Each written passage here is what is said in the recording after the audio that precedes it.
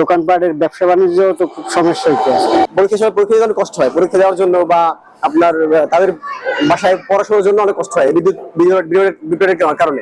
গ্রীষ্মের প্রচন্ড গরমে সারা দেশে বেড়েছে বিদ্যুতের চাহিদা, সেই সাথে পাল্লা দিয়ে বেড়েছে লোডশেডিং। দিন এবং রাতে 24 ঘন্টার মধ্যে বিদ্যুৎ থাকছে গড়ে মাত্র 14 থেকে 15 ঘন্টা। সংশ্লিষ্টরা জানান, চাহিদার তুলনায় জাতীয় গ্রিড থেকে সরবরাহ কমে যাওয়ায় ঘাটতি মেটাতে নিয়মিত লোডশেডিং হচ্ছে, আর এই কারণেই অতিষ্ঠ হয়ে উঠেছে জনজীবন। ইরান যুদ্ধের আজ এখন দেশের বিদ্যুৎ খাতেও জ্বালানি সংকটের মধ্যে মরার উপর খাড়ার ঘা হয়ে দাঁড়িয়েছে বিদ্যুৎ বিপর্যয়। ঢাকা শহরে লোডশেডিং কম হলেও জেলা ও গ্রামাঞ্চলে পরিস্থিতি ভয়াবহ। পিরোজপুরে গরম বাড়ার সাথে সাথে পাল্লা দিয়ে বেড়েছে লোডশেডিং। 24 ঘন্টার মধ্যে 10 থেকে 12 ঘন্টাই থাকছে না বিদ্যুৎ। পল্লী বিদ্যুতের আওতাধীন Spanish digital print tiles, ATI tiles, এক টাইলসে জীবন পার। এই এলাকায় বিদ্যুৎ চাহিদা 10 মেগাওয়াট, তবে সরবরাহ হচ্ছে 3 থেকে 4 মেগাওয়াট। ঘাটতি মেটাতে বাড়ছে লোডশেডিং। বিদ্যুৎ না থাকায় সবচেয়ে বেশি সমস্যায় পড়েছে এসএসসি পরীক্ষার্থী।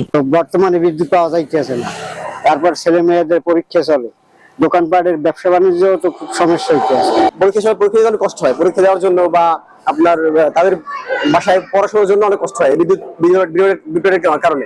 বিদ্যুৎ ভিত্তিক কাজবাজ, আমাদের তো কারখানা ওয়ার্কশপ, ঠিক আছে, আমাদের ওয়ার্কাররা বেশিরভাগ কাজই বিদ্যুতের মাধ্যমে করা হয়।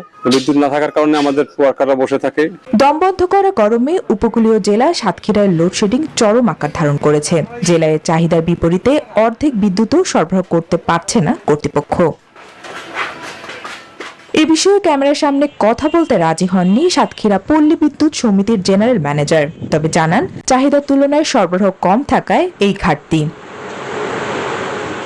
লোডশেডিং এর কবল থেকে রেহাই পায়নি উত্তরের জেলা দিনাজপুর। তীব্র গরমে বিদ্যুৎ না থাকায় অসুস্থ হয়ে পড়ছেন অনেকেই। তীব্র এই গরমে সঙ্গী এখন হাত পাখা। করে আমাদের গ্রাম অঞ্চলে তো সারাদিন কারেন্ট তো থাকে বলতে বলা যায় না, মনে হয় যে মাঝে মধ্যে একটু বিদ্যুৎ এসে আমাদেরকে দেখা দিয়ে চলে যায়। কখন কোনো নির্ধারণ নাই, কখন আসবে আর কখন যাবে। আমাদের কারেন্ট না থাকলে এটাই সমস্যা, এই যে কারিকারটা আসিয়া মনে করে বসে থাকতে হয়। লোডশেডিং এর কথা স্বীকার করে পল্লী বিদ্যুৎ সমিতির এই কর্মকর্তা জানান, চাহিদার তুলনায় সরবরাহ কম হওয়ায় বেড়েছে লোডশেডিং। না সবসময় যে সমান পাচ্ছি তা তো না, হয়তো বা কোনোদিন একটু ভালো পাচ্ছি, কোনোদিন একটু বেশি হয়তো বা হয়ে যাচ্ছে। তো সব মিলে আমাদের যে চাহিদা ধরেন 110 থেকে 120, কোনো সময় ফুল চাহিদাও পাচ্ছি, কোনো সময় 80-90। মধ্যপ্রাচ্যের অবস্থার উন্নতি না হলে পরিস্থিতি কোন দিকে যাবে তা নিয়ে শঙ্কায় জনগণ। তারপরও জনগণের প্রত্যাশা, নিরবিচ্ছিন্ন বিদ্যুৎ সরবরাহে সরকার ব্যবস্থা নেবেন।